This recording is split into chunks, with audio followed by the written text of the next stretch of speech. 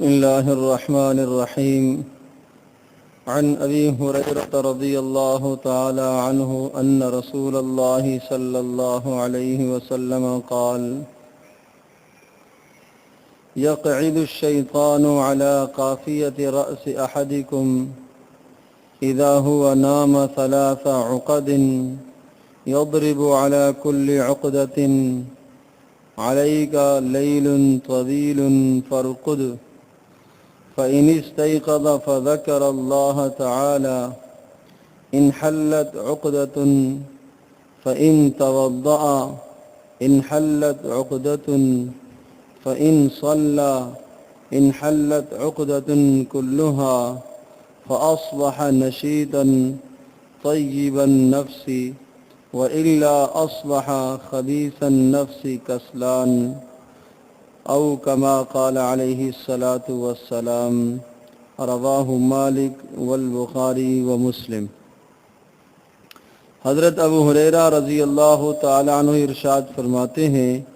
کہ نبی اکرم صلی اللہ تعالی علیہ وسلم نے یہ ارشاد فرمایا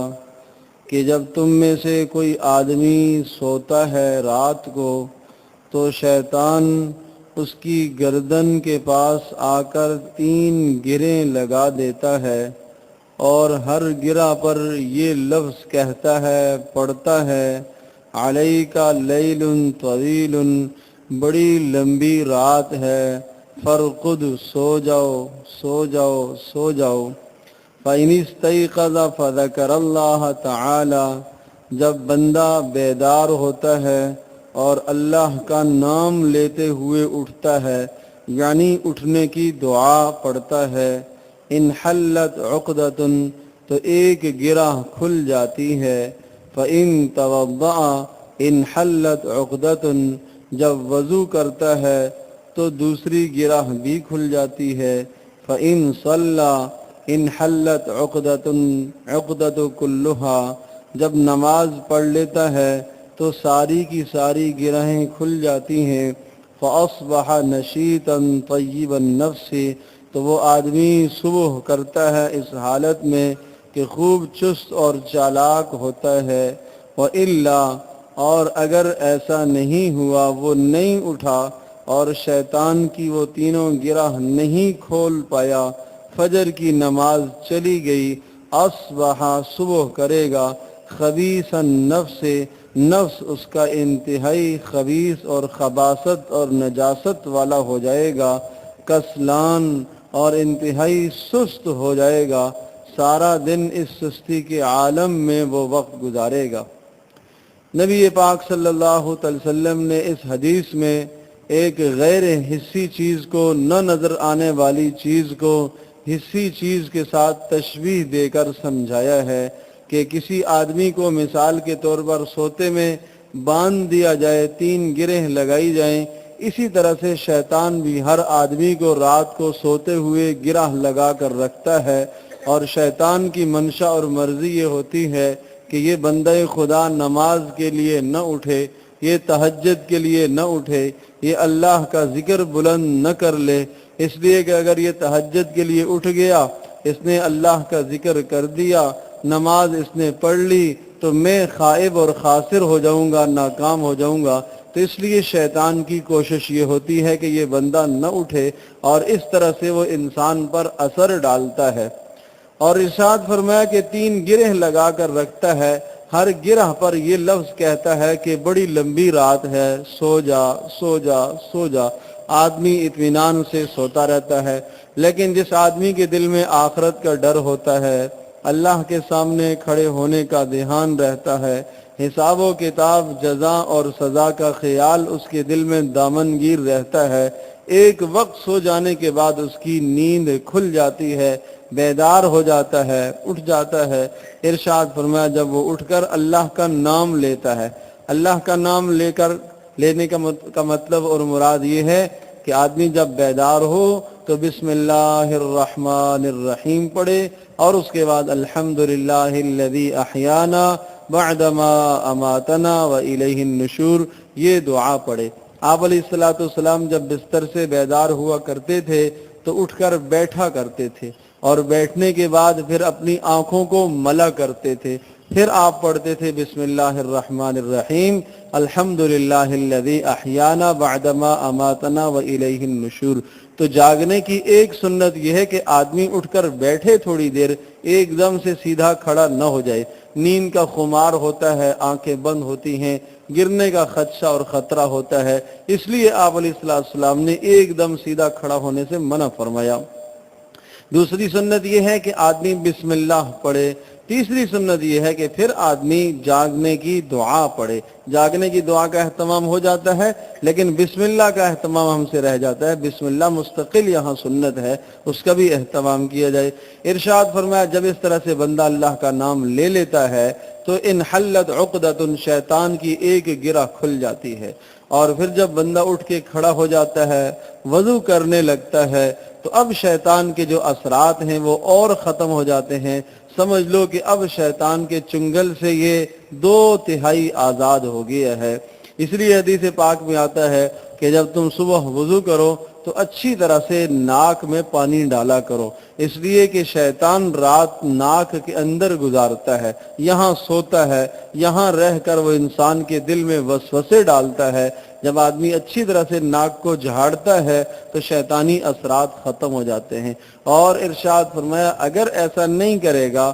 اچھی طرح سے ناک میں پانی نہیں ڈالے گا، نہیں جھاڑے گا، نتیجہ یہ نکلے گا کہ شیطانی اثرات موجود رہیں گے، اور پھر نماز کے اندر جب آئے گا تو شیطان نماز میں وسوسے ڈالے گا۔ اس لیے یہ سنت ہے ناک میں پانی ڈالنا، شیطانی اثرات ختم ہوتے ہیں۔ یہاں سے شیطان داخل ہو کر انسان کے دل پر اثر انداز ہوتا ہے اور آدمی کے دل میں وہ وسوسے اور برے خیالات ڈالتا ہے۔ پھر رسول پاک صلی اللہ علیہ وسلم نے ارشاد فرمایا کہ جب آدمی پھر نماز ادا کر لیتا ہے، فجر کی نماز ادا کر لیتا ہے، تو پھر تیسری عقد اور تیسری گرہ بھی کھل جاتی ہے، اور پھر یہ صبح کرتا ہے، آدمی چست و چالاک ہو جاتا ہے اور خوب تازہ دم ہو کر صبح کرتا ہے۔ اور اگر اس نے ایسا نہ کیا تو اب یہ صبح کرے گا خبیث النفس ہو کر، اس کے نفس کے اندر خباثت بھر دی جاتی ہے، نجاست بھر دی جاتی ہے۔ اگر فجر کی نماز ضائع ہو گئی ہے، رہ گئی ہے،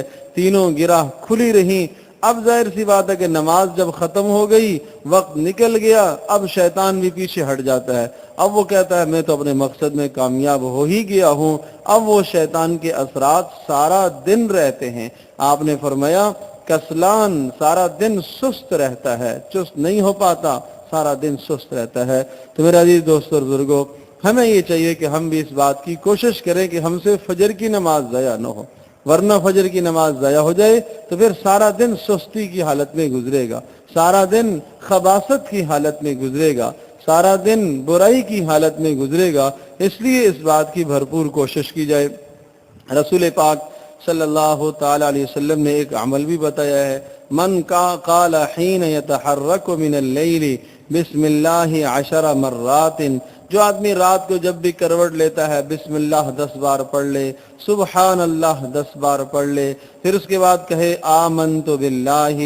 وکفرت بالطاغوت 10، اس کو بھی 10 مرتبہ پڑھ لے، تو ارشاد فرمایا کہ شیطان کے مکر سے، فریب سے یہ آدمی بچ سکتا ہے کہ جب رات کو لیٹے اور یا رات کو جب بھی آنکھ کھلے تو بسم اللہ 10 بار، سبحان اللہ 10 بار، آمنت باللہ وکفرت بالطاغوت، آمنت باللہ ایمان لایا اللہ پر، وکفرت بالطاغوت اور میں نے شیطان کا انکار کر دیا، اور کفر کا میں نے، بتوں کا میں نے انکار کر دیا، اللہ پر ایمان لایا ہوں۔ یہ کلمات 10 بار کہتا ہے تو شیطان کے تسلط سے آدمی محفوظ ہو سکتا ہے۔ نبی پاک صلی اللہ علیہ وسلم نے اعمال بتائے ہیں، ان اعمال کا ہم اہتمام کریں۔ آپ علیہ السلام نے دعا بھی دی ہے۔ آپ نے ارشاد فرمایا اللہ پاک رحم فرمائے اس مرد پر کہ جو رات کے آخری حصے میں جاگے اور اپنی بیوی کو بھی جگائے، گھر والوں کو جگائے، اگر گھر والے اس کے نہ اٹھیں تو ہلکا سا پانی کا چھڑکاؤ کرے، ان کے چہرے پر پانی ڈالے۔ آپ علیہ السلام نے ایسے مرد کو دعا دی ہے، رحم فرمائے اللہ پاک اس انسان پر۔ اللہ کا نبی جس کو دعا دے وہ یقیناً دعا قبول ہوتی ہے۔ اور دوسری جانب ارشاد فرمایا رحم اللہ امرأتن، اللہ پاک بہت بہت رحم فرمائے اس عورت پر بھی، ایقظت جو استیقظت جو بیدار ہوئی، وہ ایقظت زوجہا اپنے شوہر کو بھی پھر اس نے اٹھایا بیدار کیا، فَإِنْ أَبَا اگر شوہر نہ اٹھ پائے ارشاد فرمایا نضحت علی وجہہا اس کے چہرے علی وجہہ اس کے چہرے پر پانی کا چھڑکاؤ کرے، اللہ پاک ایسی عورت پر بھی رحم فرمائے رحم فرمائے۔ تو نبی پاک صلی اللہ علیہ وسلم کا منشا یہ تھا کہ گھر کا اگر ایک فرد بھی فرض نماز کے لیے کھڑا ہو گیا ہے اسے چاہیے کہ وہ باقیوں کو بھی بیدار کرے، ایک آدمی اگر تہجد کے لیے کھڑا ہو گیا ہے اسے چاہیے کہ وہ باقیوں کی بھی فکر کرے۔ نبی پاک صلی اللہ علیہ وسلم کی مبارک زندگی اسی طرح تھی۔ حضرت داؤد علیہ السلام کا یہ عمل تھا، یہ معمول تھا کہ رات 3 حصے کیے ہوئے ہوتے تھے، ایک حصے میں سویا کرتے تھے، ایک حصہ گھر والوں کے ساتھ اور ایک حصہ اللہ کی عبادت کیا کرتے تھے، اور اس رات پوری رات میں گھر میں داؤد علیہ السلام کے گھر میں کوئی نہ کوئی آدمی قیام کے اندر کھڑا ہوتا تھا، اللہ کی عبادت کر رہا ہوتا تھا۔ تو کیا ہی اچھا ہو کہ ہمارے گھروں میں یہ نظام بن جائے۔ اگر یہ نہ ہو تو اتنا تو ہو سکتا ہے کہ رات کے آخری حصے میں اٹھ جائے، رات کے آخری حصے میں اٹھ کر اللہ کے سامنے توبہ کر لیں، استغفار کر لیں۔ اور میرے عزیز دوستوں اور بزرگوں، اگر یہ بھی نہیں ہو سکتا تو پھر آخری درجہ ہے کہ فجر تو نصیب ہو جائے، فجر تو مل جائے۔ حدیث پاک میں آتا ہے رات کا جب آخری حصہ ہوتا ہے، تہجد کا وقت آتا ہے، تو ایک منادی ایک فرشتہ اعلان کرتا ہے اللہ کے دوستو آ جاؤ، اللہ کے دوستو کھڑے ہو جاؤ، کھڑے ہو جاؤ، اللہ کو راضی کرو، اللہ سے دوستی کرنے والوں آ جاؤ۔ کچھ لوگ اٹھتے ہیں تہجد کی نماز میں مشغول ہو جاتے ہیں، اور ارشاد فرمایا پھر دوبارہ جب آخری وقت ہوتا ہے تو پھر ایک فرشتہ اعلان کرتا ہے اللہ کے دوستو آ جاؤ، تھوڑا سا ٹائم رہ گیا ہے۔ پھر کچھ لوگ اٹھتے ہیں، پھر فجر ہو جاتی ہے، صبح صادق ہو جاتی ہے، فجر کا وقت ہوتا ہے، پھر ایک فرشتہ اعلان کرتا ہے اللہ کے چاہنے والوں اٹھ جاؤ، اللہ کے چاہنے والوں اٹھ جاؤ۔ پھر جب فجر کا وقت بھی نکل جاتا ہے تو پھر فرشتہ کہتا ہے اللہ کے دشمنوں، اللہ کے دشمنوں۔ یقیناً یہ اللہ پاک کے ساتھ عداوت اور دشمنی ہے، اور حقیقت میں اللہ کے ساتھ عداوت اور دشمنی نہیں ہے بلکہ اپنی جان کے ساتھ، اپنے نفس کے ساتھ عداوت اور دشمنی ہے۔ تو ہم میں سے ہر آدمی کو اپنی بھی اور اپنے گھر والوں کی بھی فکر کرنا چاہیے۔ سورۃ الکہف کی آخری 3 آیات مقدسہ ایسی ہیں، ان آیات کے متعلق کہا گیا ان الذین آمنوا وعملوا الصالحات کانت لہم جنات الفردوس نزلا، کہ جو آدمی ان آیات کو رات کو پڑھ کر سوتا ہے تو وہ انشاءاللہ جس وقت کی نیت کرے گا وہ جاگ جائے گا۔ اب اس کی اپنی مرضی، ہمت کرنا اس کا کام ہے، جاگ آ جائے گی، اب ہمت کر کے یہ کھڑا ہو جائے تو اللہ پاک اس سے راضی ہوں گے۔ اللہ تبارک و تعالی ہم سب کے لیے عمل کرنا آسان فرمائے۔